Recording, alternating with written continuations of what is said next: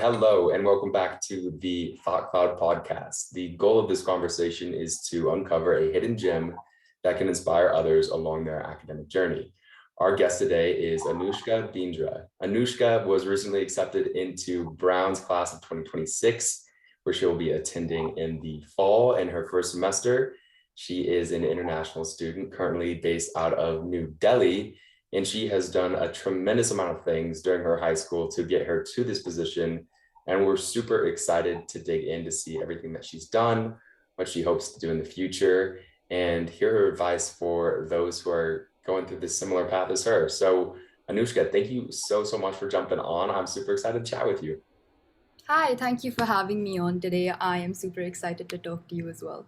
Awesome. So first, let's talk about Brown, because Brown's obviously a great school. How did you decide on Brown? What were your thoughts going into this process? So I think growing up in the Indian system of education is really different to the way I think the American system is built.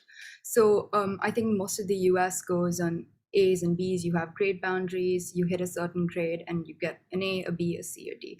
But in India, we have a very, very competitive system where every mark seems to matter, which kind of fosters a bit of a toxic environment academically.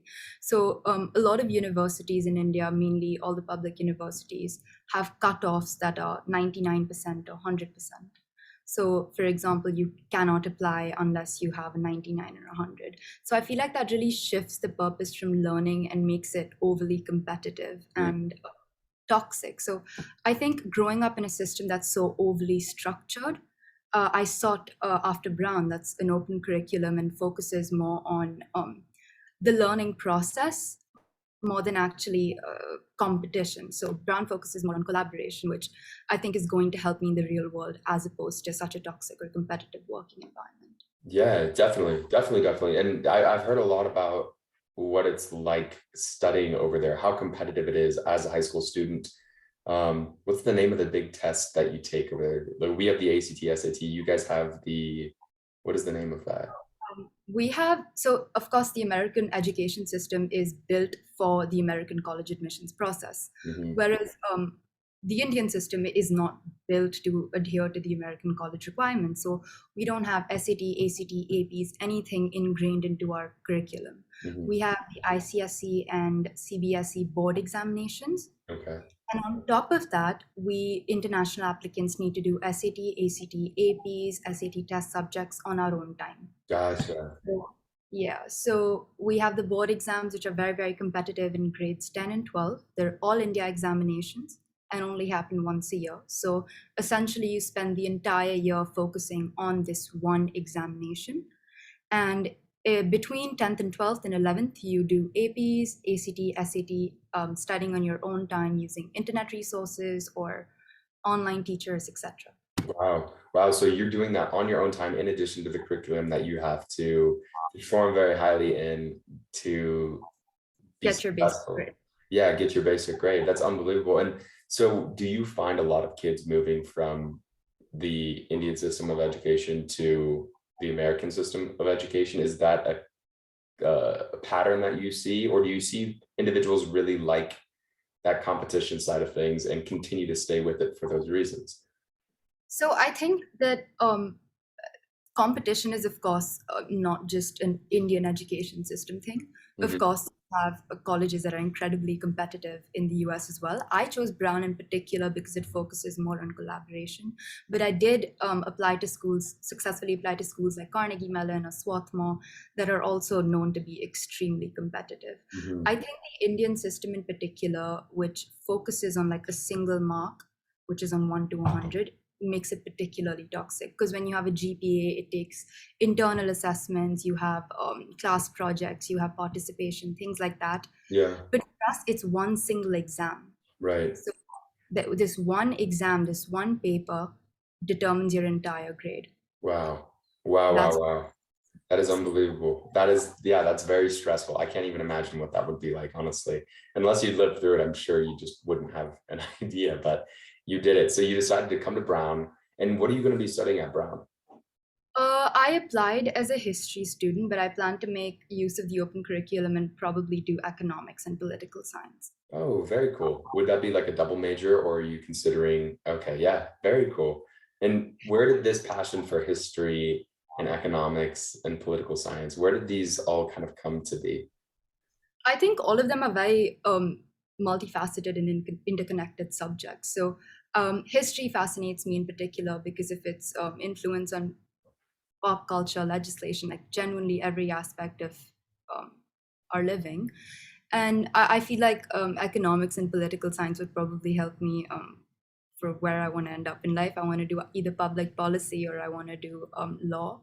And Yeah, obviously, that's pre law track. So I'm yeah, open to exploring all of those areas. definitely, definitely, definitely. Would you want to stay in the United States, or would you want to go back to India? What are your thoughts there? I think that's a really interesting question because something else a lot of people probably know is the stereotype or whatever that Indians are particularly focused on STEM subjects like engineering or medicine, etc. And it's interesting because a lot of people look to live in the United States or get a job there for a couple of years, and we're offered like work visas if we have STEM degrees. Hmm. So a lot of students actually take STEM degrees only so that they can get that 3 year work extension in the US. Gotcha. Yeah, but I'm so sorry, I've completely gone off track. What was your original question? No, no, I was asking about if you'd like to stay in the United States or go back. Um, I think that I want to come back to India because um, I feel like the opportunity to make change would be greater because I feel like it requires a lot of work, especially in public policy and um, Definitely. the economic sector. Yeah. So how does that work too, coming back and having the perspective of, the United States, studying here, probably internships as well. How does that play into coming back in India in the sense of bringing a new perspective, or does that give you an edge in some way, or do you feel like maybe there's more that you would gain from staying there the entire time? Like, how do you view that in your eyes? That's actually very interesting to explore because in a lot of ways you're missing out an opportunity if you want to come back work in India. You're not making connections in India, you're not exploring what the Indian political system has to offer because all my internships will be in the US. I won't be interning in India. So a lot of people might think it's missing opportunity, but I feel like the education system in India isn't quite as developed, so I would definitely have an edge. The public universities aren't as well funded, and that's why I want to take public policy because, especially humanities subjects, they aren't very well funded, and the opportunities for education, at least, aren't comparable to the US.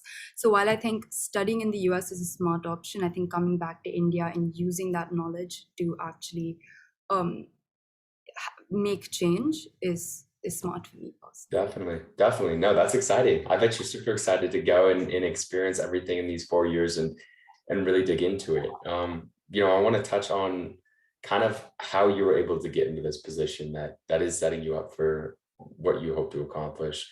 You did very well in high school. I see that you were the Scholar of the Year. You received that award just recently at your high school. So talk to us about that award and that the significance of that and what it meant to you and what went into that. So, like I told you, the grade 10 board examination is very, very competitive. And usually, the three students that score the highest percentage um, get the Scholar of the Year award. So, my average grade was a 97.8. So, I was amongst the top three students, and it requires like a lot of extra studying. It's because it's so hyper competitive.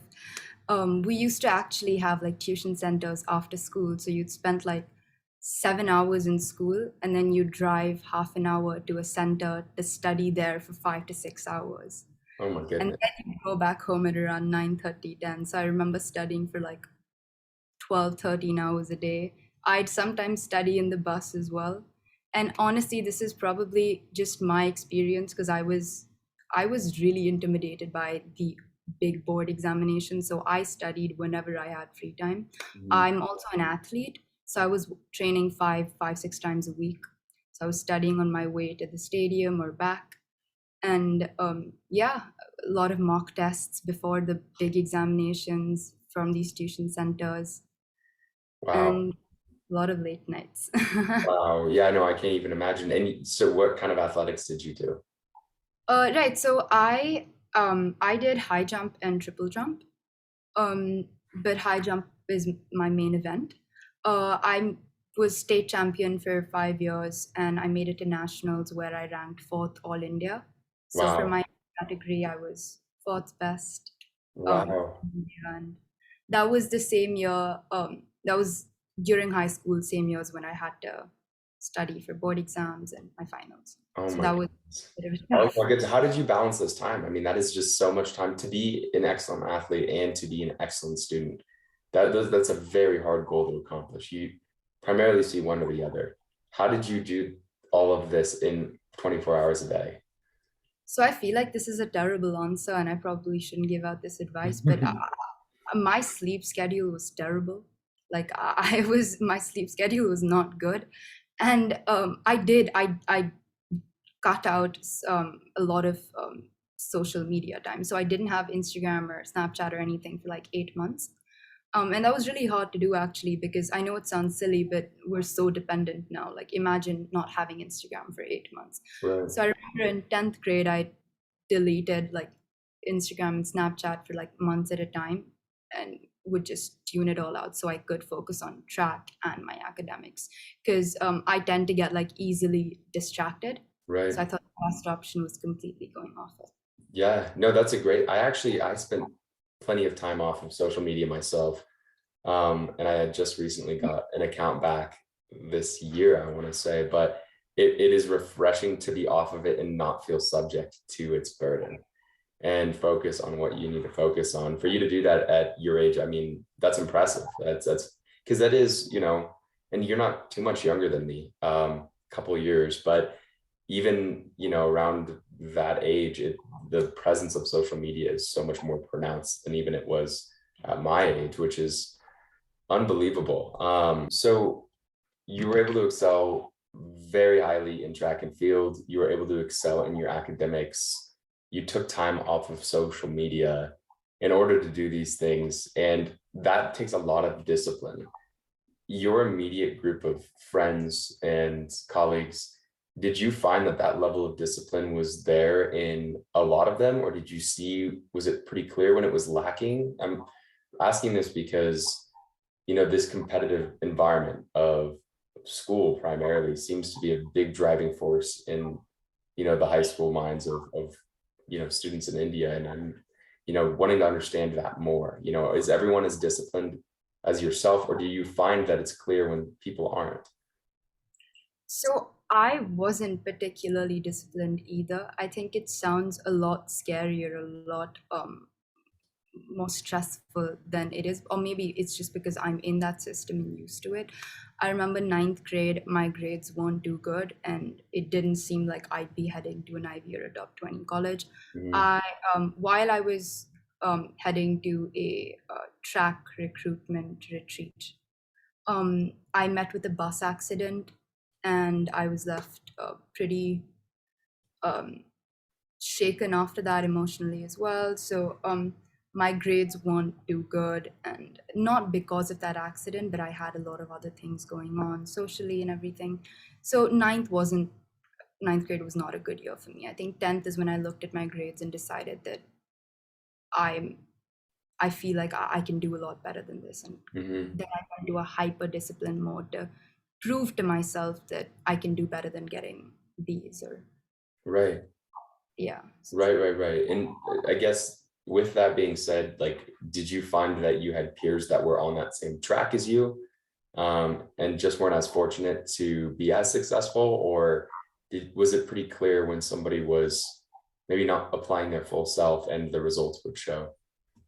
I think it's very interesting to be in environments like this because a lot of students would um, pretend like they haven't studied or wouldn't like be completely honest with what they're doing. So they'd be like, "Oh, I don't take extra help or I don't go for tuitions or things like that, or I don't take mock tests, but everyone sort of secretly is kind of, I guess, preparing for the exam. And Right. it's a little bit toxic because everyone is very competitive with each other. So um, not a lot of people would be like extremely helpful or with like notes and stuff like that. Right. So I think also another pattern we notice is we have three sets of examinations before the main boards. That is basically internal school exams to help prepare us for the board exam. So a lot of students are very laid back for the first two exams, and by the time the third exam comes, everyone becomes hyper focused. Gotcha. You really notice people who have been consistent from the very start are academically successful, and people that realize that they must do well last minute or aren't consistent with their grades tend to really have it rough at the end or don't do as well academically. Yeah, So that discipline is what really helped me.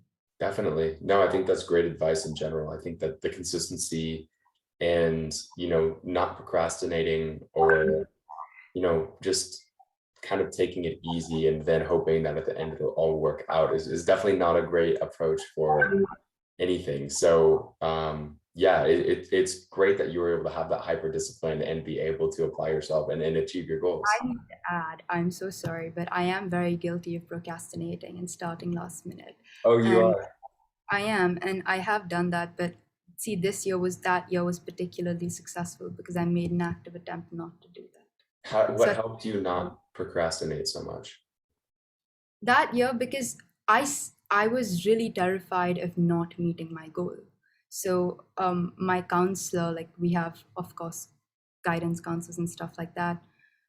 They basically told me that if this year you don't get a minimum 96%, you can say goodbye to a good college or an Ivy League or a top 20. Wow. So it given to me very plainly that you get a 96 and come back to me, otherwise just don't bother with it. Wow. So entire year I had one number in my head which was 96.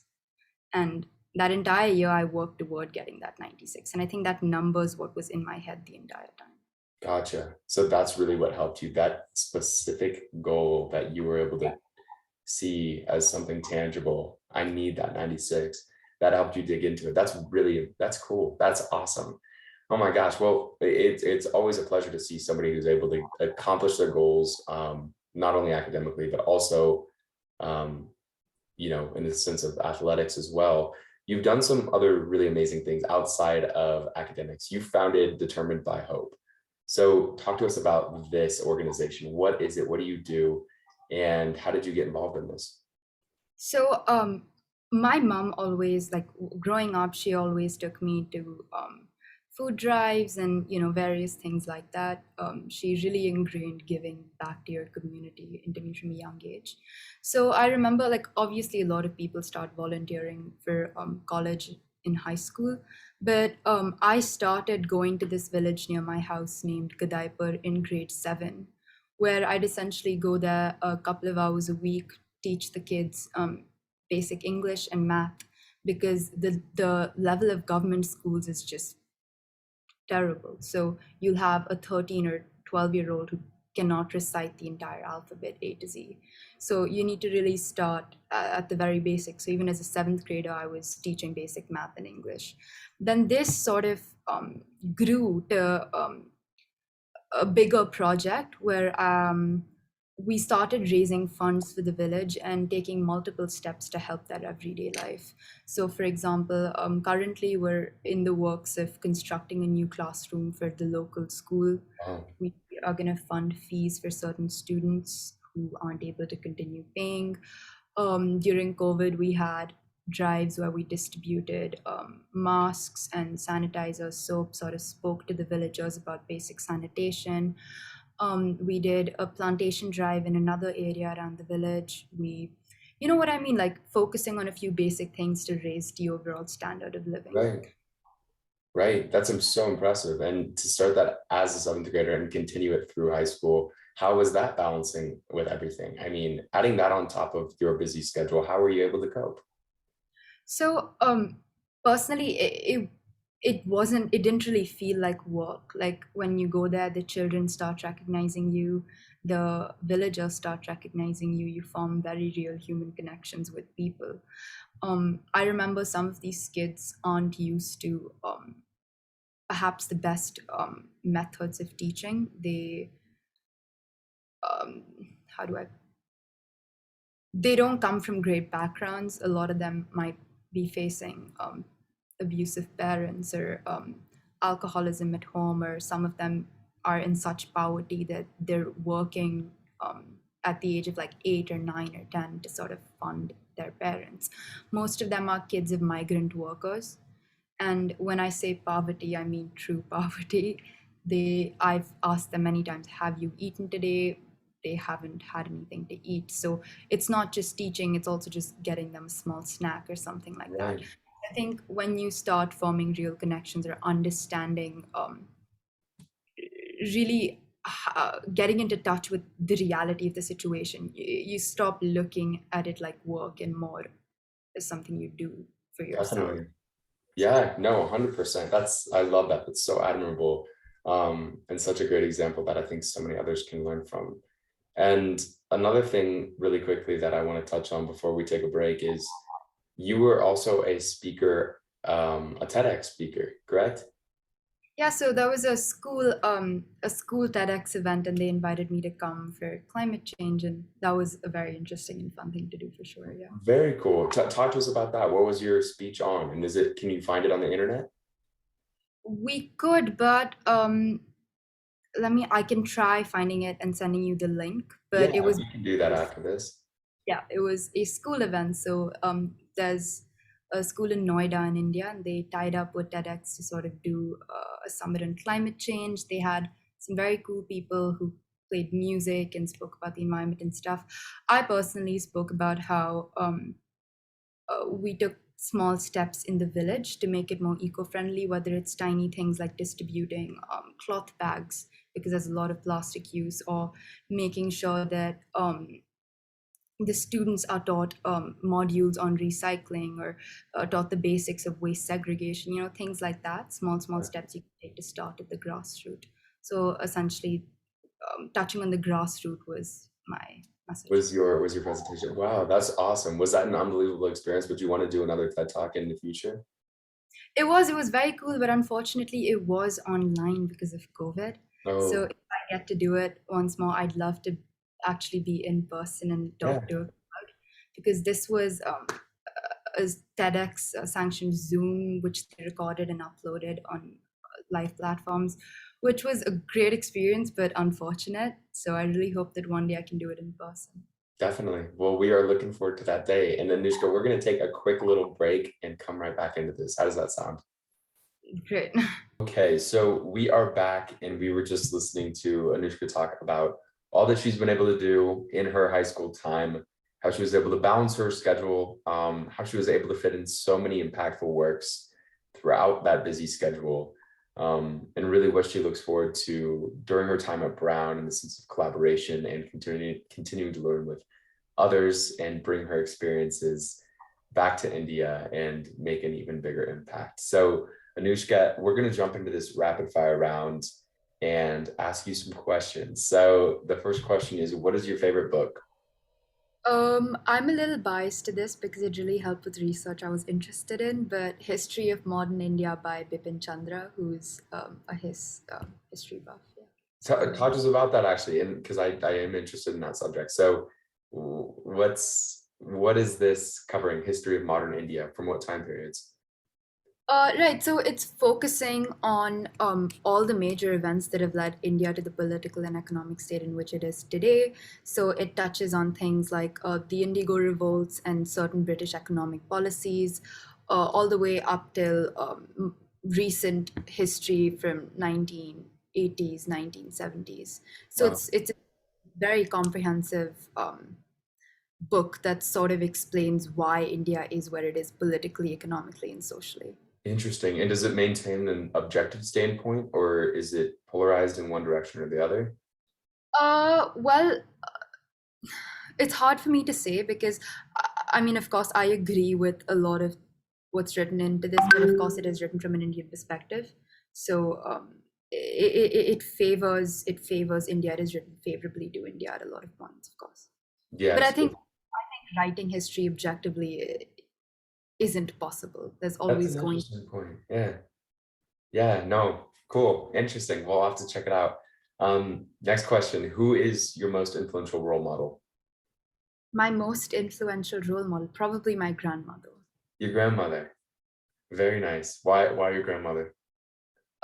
Well, she started her own company with no training in her field as the wife of a Navy officer, and now she's doing incredibly well. She's 78, I think, and still goes to work every day, and she's Wow, active. She just does a lot. Yeah, very that is inspiring. awesome. Oh my goodness. Okay, next question. Who is your favorite teacher and what grade was that? My favorite teacher is probably my math teacher, who taught me in grades 10 and 12. She was always very helpful, very supportive. I remember she's taken sessions at like 10 at night, 11 at night on Sundays when we had Wow. doubts and confused. So she was always very proactive. She gave us her personal number to help with doubts and everything. So she was a very sweet teacher. Oh my goodness, that is unbelievable. What are you most looking forward to next year at Brown? So I'm queer, so I'm actually looking forward to being able to be in a space that's really accepting and explore people from different diverse backgrounds. I think that's something I'm really excited about. Also, I'm really excited about studying in person. India's been strictly online for 2 years. So I think studying subjects I'm passionate about in person is going to be exciting. Definitely, definitely, definitely. That is super exciting. Um, Next question. What is the most stressful part of being a student day in and day out? I think for me, the most stressful part being a student in high school was like thinking about what if it doesn't work out or amount to anything. So for me, it was what if despite doing all of this, I don't get into any of the schools I really want to go to. And I Right. think risk factor was extremely stressful. Yeah, gosh, golly, Like I remember feeling bits of that. I know that your curriculum was probably more intense than mine, but good Lord. What would you say the most meaningful way for students to help each other is? that's a good question. I feel like there are many different ways students can help each other, but probably would just be a little bit more empathy. I think high school is a rough time for everyone, whether it's sharing your notes, whether it's just being a little kinder to everyone. I think being just more empathetic in general is probably the best way to go forward. I love that. I love that. And what is your biggest hope to accomplish during your time on Earth? I hope that whatever I do, I'm able to stomach whatever I do. I stay true to what I believe in, and that I'm able to make a positive difference. I love that. That's a great answer. Next question, last question. What is the top piece of advice for those who are early in their educational journey or they're in their educational journey and still looking for direction? What advice would you give those people? So this might be extremely basic, but I'm gonna give my own example. I've always been really interested in debate and MUN and stuff like that. But I remember trying out and comparing myself to the best, like people who had years of training and experience, and feeling like I'm not good enough, so just not doing it. Mhm. And I'm someone who thrives in competition. And I feel like because I'm so competitive as a person, I didn't do it. That's why I'm looking forward to Brown that focuses on collaboration and learning. So I feel like um, when you shift the focus from being the best at something to starting to build a new skill, you're probably going to be less scared to try out new things, I love which I that. really regret. I really regret not trying debate and stuff like that. And I wish I hadn't gone into it thinking I want to be the best and thought I just want to learn a new skill. Yeah, no, that's great advice. When you're gosh, I can relate to that on so many different levels. You can overwhelm yourself with the pressure that you put on trying to be the best instead of trying to improve yourself to the best you can, which I think ultimately leads to the spot you'd hope to go if you are consistent. Yeah, I love that. That's great advice. But Anushka, you have been such a wonderful guest. It has been so great to hear about everything that you've been able to do. And it's going to be so exciting to see where you go in the future, all that you're able to accomplish. And from all the lessons you've already learned to all the lessons you will learn, I know that you are going to continue making such great impact. So thank you. Thank you. Where can people follow your work, what you're up to, and keep up to everything you're doing? I do have social media, which is just Anushka_Bindra. My bio has links to my organization and stuff like that, so you can follow my work there. Awesome. Well, go give her a follow. And Anushka, again, thank you. Thank you so much. Thank you so much for having me. It was great talking to you.